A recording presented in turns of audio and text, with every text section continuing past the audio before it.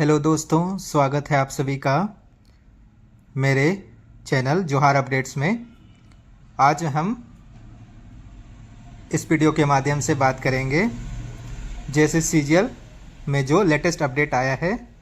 एक गिरफ्तारी हुई है, एक विनय शाह नाम के व्यक्ति की गिरफ्तारी हुई है, जिसको UP STF Uttar Pradesh special task force ने गोरखपुर से गिरफ्तार किया है, जिनका लिंक जेसीसी सीजीएल परीक्षा प्रश्न पत्र लीक से है और उनके पास से कुछ दस्तावेज भी बरामद हुए हैं जो नेपाल से संबंधित हैं।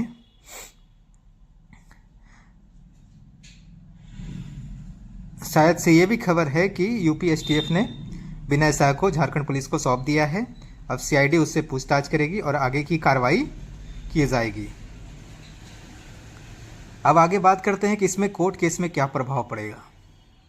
चूँकि कोर्ट में मामला लंबित है और जज साहब उसको कंसीडर कर रहे होंगे या कंसीडर कर लिए होंगे, फैसला कभी भी आ सकता है। लेकिन इसमें मुझे जहाँ तक लगता है कि इस गिरफ्तारी केस से कोर्ट केस में कोई भी प्रभाव पड़ने वाला है, क्योंकि जजमेंट को पहले ही सुरक्षित रख लिया गया है और इससे जजमेंट पर, इस गिरफ्तारी से या कुछ नए खुलासे से भी जजमेंट पर कोई प्रभाव पड़ने वाला है। इसलिए जो फैसला आएगा वो निश्चित है और बहुत जल्द आपको, मतलब 4 या 6 दिनों के अंदर ही आपको जजमेंट सुनने के लिए मिल सकता है। अब बात करेंगे कि इसमें आगे हो क्या सकता है।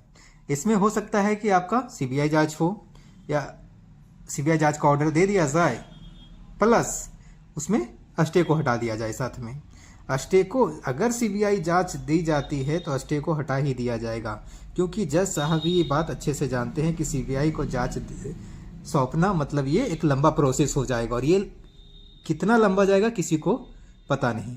इसलिए जज साहब को भी ये पता है कि अगर सीबीआई जांच मुझे देना है तो वो स्टे को हटा देंगे और स्टे को हटाने के बाद कंडीशन ये रख देंगे कि जो बाद में दोषी पाए जाएंगे सीबीआई जांच के दौरान, उनको फिर बाहर किया जाएगा और उन्हें सजा दी जाएगी। ये कंडीशन हो सकता है। इसमें दूसरा एक और कंडीशन हो सकता है कि सिर्फ पेपर 3 को रद्द किया जाए, क्योंकि सिर्फ अभी तक पेपर 3 के ही सबूत मिले हैं।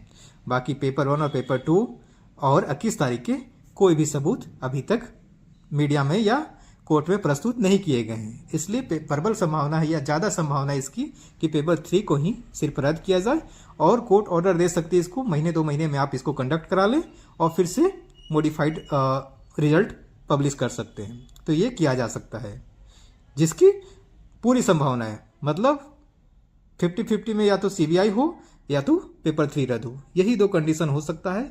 आप ये बात मान लो। इसके अलावा तीसरा कुछ नहीं होने जा रहा है।